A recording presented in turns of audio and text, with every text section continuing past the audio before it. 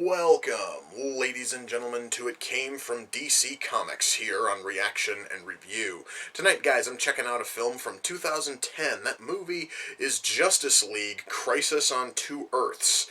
Now, I really wish, guys, I could tell you much about the plot. I do know that it's the Justice League meeting up with and having to fight against their evil counterparts, which were the Crime Syndicate, which... that's awesome. I've always been a fan of the Crime Syndicate. I've always found those characters to be rather interesting, rather fascinating. It's very cool to see them get a feature-length film. I don't know much else beyond that. I barely even know the casting choices for this, outside of that Owlman, which is the Crime Syndicate Batman, is voiced by James Woods. That's literally the only thing I know about the cast, and I'm still trying to remember how the fuck I even know that much. So yeah, I am hoping for this movie to be good. I guess as a side note, before I start watching, the bottom of the disc here talks about how there's a short film on here, which is based on the Spectre. I just finished watching that before I started filming, and it was fucking amazing. I can definitely recommend this. I can recommend buying this, if for no other reason than to get that Spectre film.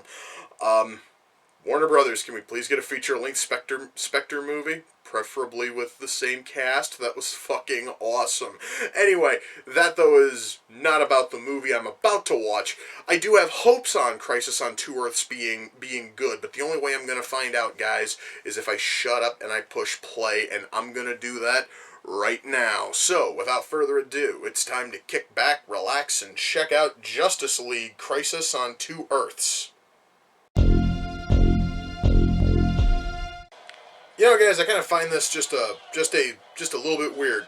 So, we have the fucking crime, syndicate, who are evil versions of the friggin' Justice League. Why is it then that I'm seeing what essentially look like damn near unaltered versions of Black Lightning and Elongated Man amongst the Crime Syndicate? I mean, come on, guys, we even actually got to see, like, a modified vibe for... okay, never mind, so Elongated Man's got a mohawk. At least that's moderately different. Still, though, like, everybody else, there's serious differences.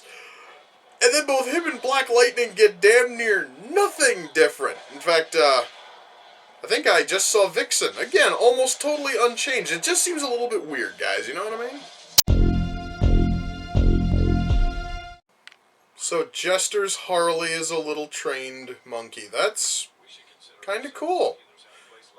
Actually, it's kind of sad that Luthor had to inform Harley that Jester's dead, but, the very fact that Jester had a fucking Harley is still really cool.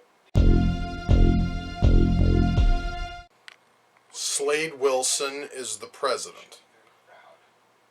So the Crime Syndicate are ruling the world, and Deathstroke is the fucking president. That's awesome!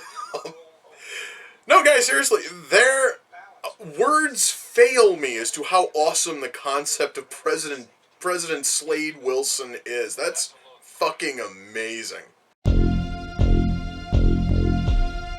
So, Rose Wilson has a crush on the Martian Manhunter. Deathstroke's daughter, Ravager, has a crush on Martian Manhunter. That sounds wrong on so many levels, but it is at least kind of sort of interesting. Well, guys, that was Justice League Crisis on Two Earths. Let me shut that off. Okay. So, I guess I should mention going into this that I myself have always had a soft spot for any fiction that has to tie into DC's multiverse. I've always found DC's multiverse concept to be a very fascinating thing, and it almost always yields amazing results, with so far the one real lone exception being Countdown Arena. That book was just... we don't talk about that shitty book. But almost everything else involving DC's multiverse has always been a real fascinating thing, because it is really cool to see exactly what writers can do when they're told to make alternate universe versions of popular characters, and that is where the Crime Syndicate comes in. who I believe at the time were, well, at least back in the 80s and 70s, they were part of Earth 3, which basically was a mirror opposite of us, where the heroes are villains and the villains are heroes. So we have people like Luthor and Jester, who was that planet's Joker, amongst others, are teaming up against evil versions of the Justice League. Amongst them are characters like Owlman, Ultraman, Superwoman, so on and so forth, and we get to see some of that played out here. And we get to see how the crime syndicate are ruling over this Earth, because each of them essentially rules a specific portion of the planet, and they are running it essentially the way that any well organized crime fucking syndicate would be, run. And it's really a fascinating way. It really is fascinating to just see how the crime syndicate functions. And it is sort of cool to see all of these evil versions of well-known superheroes. And for someone like me who has a ton of knowledge of DC's characters, it's really cool to see a whole lot of second and even third string characters getting shown off here. Guys, when I saw that the crime syndicate had versions of Vixen, Vibe, Black Lightning, fucking Elongated Man, and Gypsy, I was surprised. Would have been a bit more surprising if they put more effort into making them all look different, because that was kind of sort of the thing when it came to the fucking multiverse, was that characters from alternate worlds usually looked radically different. And the fact that the only difference between Justice League Gypsy and Crime Syndicate Gypsy is that one of them is evil, that's not really enough of a difference. It is the exact same character model as seen in the comics, and that's just so lazy to me. But that honestly is less about writing. I'm still trying to focus on writing. And our story here is that Luthor has found out, Luthor on that planet, who is the last surviving member of the Justice League, has found out this plan that the crime syndicate has, which involves building a gigantic fuck-off bomb that can destroy the entire planet if the countries of the world do not bow to them and essentially make them unquestioned rulers of the planet. So Luthor travels to what would effectively be our Earth and tries to get Batman, Superman, and the rest of the Justice League to go with him and try to stop them. And that is where all of the conflict comes. And really, out of the entire syndicate, probably the most evil member is Owlman. And I'm not going to explain why, because that scene, when you hear about what Owlman's plan is with this fucking bomb, it is so devilishly evil that it's going to send a chill down your fucking spine almost. It was incredible. And it does make Owlman probably one of the best villains in any of these DC animated films. It's just such a marvelous, masterful work that they fucking did there. I loved that. So writing here is really solid. Our characters are nice and deep. I really liked how they were able to play up the real differences between some of these characters from our Earth and this Earth. The biggest change would probably be with Rose fucking Wilson, Deathstroke's daughter, who is, well, now the President's daughter, who's actively speaking out against the Syndicate, and as a fucking result, the Syndicate is making attempts on her, life, and it's really an interesting little side fucking story, and it works really, really well. Guys, this thing is written great. I loved every second of it. So we do have that. Writing here is solid. And what helps with the strong writing is the acting. I loved the acting in this, guys. I mean, I am talking our entire cast from start to finish. I don't care if we're talking about Chris Noth as Luthor, Mark Harmon as Superman, James fucking Woods as Owlman, William Baldwin as Batman, or anyone else who was in this film. They all turned in a fantastic showing, all right? And our voice cast here does not falter. Now, again, that, though, is like a common thing with all of these DC films, so I'm barely even counting that as a fucking point anymore, because when DC pumps out these direct-to-video animated films, my God, they honestly get some fantastic actors to come in and do some marvelous work. So that much is amazing. Animation. I kind of commented on this a little bit earlier, and that was the fact that when we jump to this alternate Earth, there is very little effort made in changing the ways that some of these characters look from one Earth to the other. And that is usually one of the things that people have the most fun with when they're doing these alternate world stories. So while you can tell the stark differences between, say, The Flash and Johnny Quick, you can tell the difference between Superman and Ultraman, Wonder Woman and Superwoman, Owlman and Batman, so on and so forth. It's when we get down into like the second and third tier characters, the ones who barely have dialogue, where we see things start to get a little bit lazy. For instance, Archer, who is that Earth's version of Green Arrow. It literally is just Green Arrow, only in red, which would be really creative if his sidekick didn't do that shit first. Just if Green Arrow's sidekick Speedy didn't do that exact same goddamned thing in the regular DC universe. I mentioned how there's no difference between the Gypsy of Earth 1, Earth Prime, whatever the fuck you would want to call it, the regular DC Earth and the Crime Syndicate Earth. There's literally no difference. The difference between the two versions of Elongated Man is one of them has a mohawk. It's the same character. The one who really shocked me, and I'm actually kind of surprised he even got a cameo in this, is Lobo. I'm a big fan of Lobo. The thing about this, though, is that the only difference between regular DC Lobo and Crime Syndicate Lobo is that regular DC Lobo dresses like your cliched badass biker. And Crime Syndicate Lobo dresses like the biker from the Village People. Beyond that, it's the same. He even has one of those cheesy, thick fucking gold, chains. It looks kind of goofy and just a little bit off. While I'm on the subject of characters, I was kind of surprised to see. I liked how when there was a fight in the Justice League Watchtower, Batman, when he calls for backup amongst them, he calls fucking Firestorm. I really like that because I've always been a big fan of Firestorm.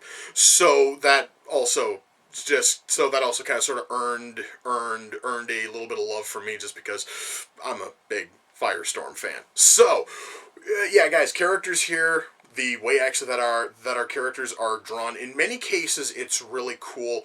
I do feel a little bit let down, though, at the fact that the studio sort of got lazy when it came to making all of the alternate versions of a whole lot of the B and even C-list heroes, probably simply on the grounds that nobody honestly is going to know who in the fuck Vibe is, unless they're a massive colossal nerd who's bound to watch a whole lot of these fucking movies. Nobody honestly is going to give a shit that Vixen from this Earth looks almost identical to the Vixen from this Earth, except this one dresses a little bit fucking sluttier. Or the fact that the Gypsy over here and the Gypsy over here is nothing. That to me just felt kind of sort of lazy, and I'm probably bitching about this far longer than I really have to. But it is kind of a point that is worth mentioning, because it kind of sort of flies in the face of how a whole lot of these multiverse things are normally done. So anyway, now beyond that, guys, art style here is great. Animation here is ridiculously fluid. Our fucking score is awesome. Our soundtrack is good.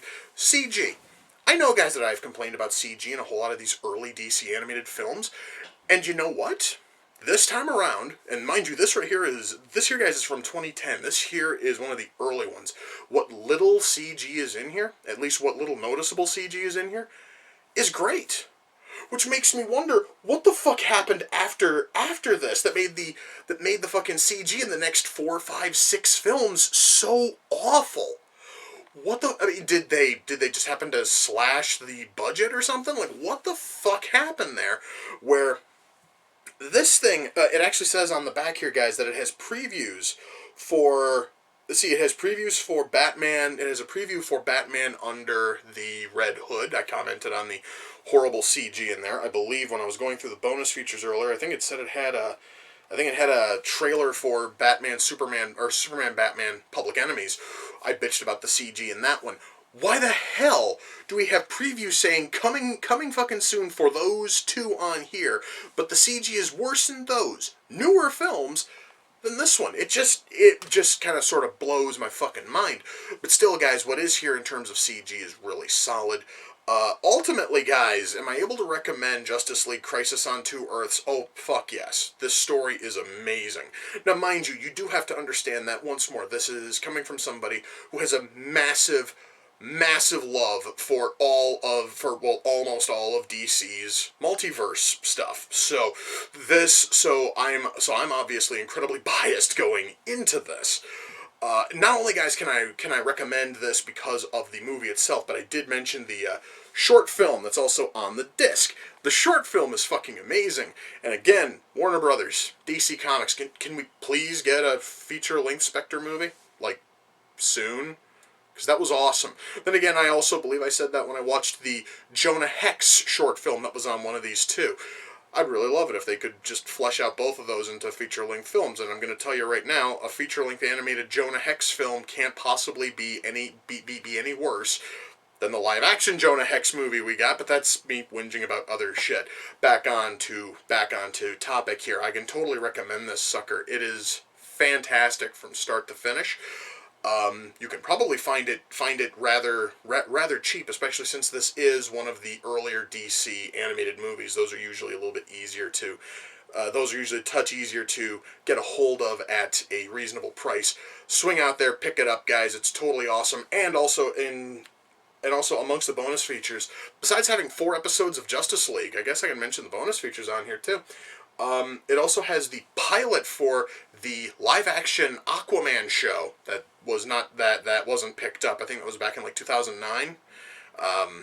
And it also has the pilot for the 1970s live-action Wonder Woman TV show. So if you're in for some, if you are down for some really cheesy 70s television stuff, by all means go totally for it. In fact, shit, that actually is also probably enough of a reason to buy this thing, is just for those 2 pilots. That just sounds really fucking cool.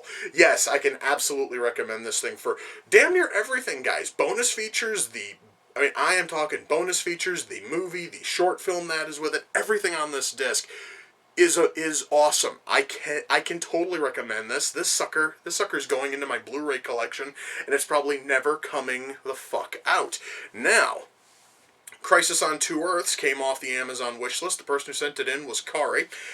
Please, guys, swing on over to Kari's YouTube channel. Check out everything that she, Howard, and Random are doing over there, because that honestly is always some fun stuff. And Kari, I thank you. I was really curious about this one. Well, I've been curious about all of these DC animated films, and damn near all of them have been great. And this one here I can throw right onto the pile of really awesome ones. And I would not have known if this thing was any good if you hadn't have sent it in. And for that, I thank you. That is fucking awesome. Once more, guys, please swing on over to Kari's YouTube channel. Now, I mentioned all these bonus features. I mentioned the 2 pilots and the 4 episodes of Justice League. I'm going to watch those, but I think first I'm going to rewatch that Spectre short, because goddammit, that was just that fucking cool. And I really do want to watch that again. Then I'll probably watch Aquaman and Wonder Woman and the 4 episodes of Justice League, and then I can go about my day being incredibly happy. Anyway, guys, with that, we come to the close of this episode of Reaction and Review. Until next time, ladies and gentlemen, take care, and I will see you all in the near future. Peace.